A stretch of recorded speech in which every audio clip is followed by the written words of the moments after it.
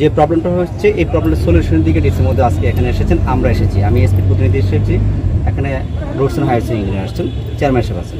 কথা হচ্ছে এই কাজটা শতভাগ স্বচ্ছতার সাথে করতে হবে, এর জন্য যা করা সব কিছু আমরা করবো। এক নাম্বার ডিসির মধ্যে নিজে এটা মনিটর করবেন, কাজ শুরু হবে ডিসির মধ্যে নিজে 10টায় আসে। আমরা এখানে প্ল্যান করেছি যে চেয়ারম্যান সাহেব ছিলেন, এখানে প্রথম পর্যায়ে যে লেয়ারটা হবে, লেয়ারটা 80 mm হবে, মানে 80 mm, মানে 3 ইঞ্চির মতো। তারপরে ফিনিশিংয়ে গিয়ে আরও হবে 50 mm, মানে 2 ইঞ্চির মতো। টোটালি 5.5+ ইঞ্চি কাজটা হবে। আমার কথা শেষ করি, এইটা হচ্ছে আমাদের খালি চোখের খালি যতটুকু শুনলাম এতটুকু, এর বেশি আমি বুঝবো না, কারণ আপনি ইঞ্জিনিয়ার না, আমিও ইঞ্জিনিয়ার না। সব কিছু মাথায় নিয়ে একটা জনগণের মাঝে একটা অসন্তোষ তৈরি করার দরকার না, আমাদের কাছে সমাধান হওয়া দরকার। বৃষ্টি চলে আসছে, এটা তো হচ্ছে সামনের কথা, কিন্তু এর আগে যে সাববেস করার কথা 12 ইঞ্চি, সেখানে তো সাববেস করা যদি কোথাও কোনো গ্যাপ থাকে, সাববেস 12 ইঞ্চি, কোথাও 14 ইঞ্চি, এটা ইঞ্জিনিয়ারিং ডিপার্টমেন্টের ওনাদের কাছে যাবেন, প্রপারলি জানতে চাইবেন, প্লিজ ওনার তথ্য আপনাদেরকে দিবে। আপনারা যদি মনে করেন কোথাও প্রবলেম হচ্ছে, আপনি প্রপারলি ডিসির মধ্যে কাছে আমাদের কাছে আসেন, আমরা ডিসির মধ্যে ইনকোয়ারি টিম গঠন করে দেবে, মিনিস্ট্রিকে জানাবে। কিন্তু এটা এমন একটা সিচুয়েশন নেবেন না যেন লক্ষ্মীপুরবাসী বঞ্চিত হয় কাজটা, কারণ কন্ট্রাক্টররা যদি একবার ঝামেলা তৈরি করে, ওদেরকে মেনে কাজ করানো অনেক কঠিন কাজ।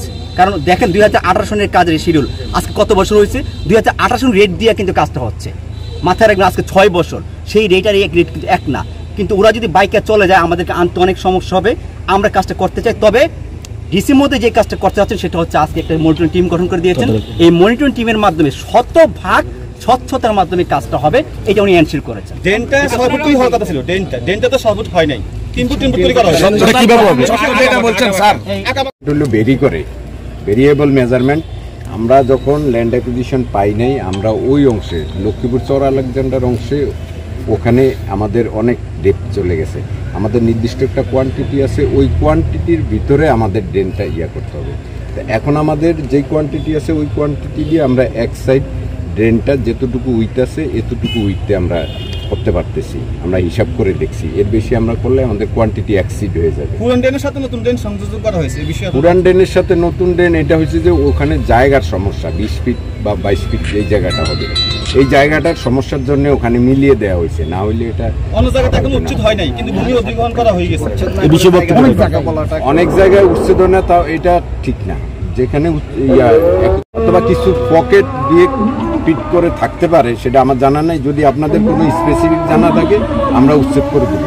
আমরা জানি যে 48 ঘন্টা 5 ফুট রাখা লাগে, কিন্তু সেখানে 48 ঘন্টা না রাখে, এটা হলো আগের সিস্টেম। এটা হলো এখানে আমি আপনাদের পারলাম যে এখানে কাজের সমস্যা হচ্ছে। কন্ট্রাক্টর একজন আমার কাছে, একটা কন্ট্রাক্টরের প্যাডে আমার কাছে একটা আবেদন আসছে যে তারা এই কাজ থেকে অব্যাহতি চায়, যদিও সেটা আমাকে দেয়া না, এটা তত্ত্বাবধায়ক প্রকৌশলীকে দেয়া। আমি কপি পেয়েছি, কপিটা পেয়ে এছাড়াও গত 2-3 দিন ধরেই ফেসবুকে আমি যদি ঢুকি দেখতে পাচ্ছি যে এই ধরনের নিউজটা আসছে। তাছাড়া আমাদের একটা মিডিয়া সেল আছে, কিন্তু আপনারা অনেকেই হয়তো মনে করেন যে এটা আমি ঢুকি না, কিন্তু আমি এটা রেগুলার পড়ি। আপনারা সবাই ওখানে কিন্তু আপনাদের রিপোর্টগুলো আপলোড করেন, তো ওইখান থেকেও জানতে পারলাম।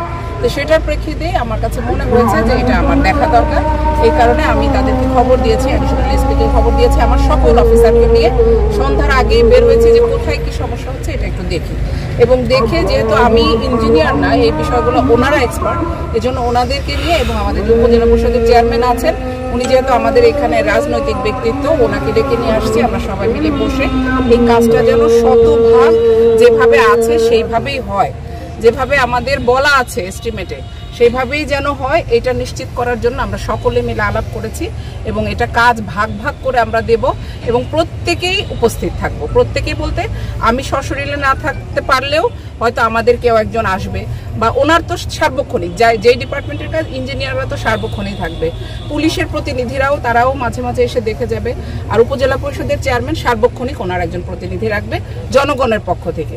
আর প্রশাসনের পক্ষ থেকে আমি নিজেও আজকে বলেছি যে আমি 10:30টায়, যেহেতু 9টা থেকে আমরা কাজ শুরু করব, আমি নিজেই থাকবো।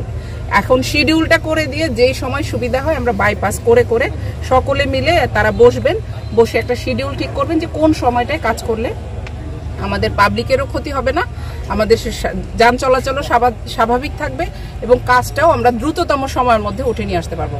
কারণ এটা হচ্ছে লক্ষ্মীপুরের একটা প্রাণের রাস্তা, যেহেতু এটা আমাদের মূল সড়ক, এটার দুই পাশ দিয়ে আমাদের সকল ব্যবসা প্রতিষ্ঠান, এজন্য এই রাস্তাটা আমাদের যত দ্রুত সম্ভব আমরা এটা শেষ করব এবং যত সুন্দরভাবে সম্ভব সেটা আমরা শেষ করব, সকলে মিলে সেটা মনিটর করব। আপনারাও এর অংশীদার, আপনারাও লক্ষ্মীপুরবাসী। আমরা কিন্তু এখানে থাকবো না, আমরা কিন্তু চলে যাব, কিন্তু এই সুফল কিন্তু এখানকার লোকজনই ভোগ করবে, আপনারাই ভোগ করবেন।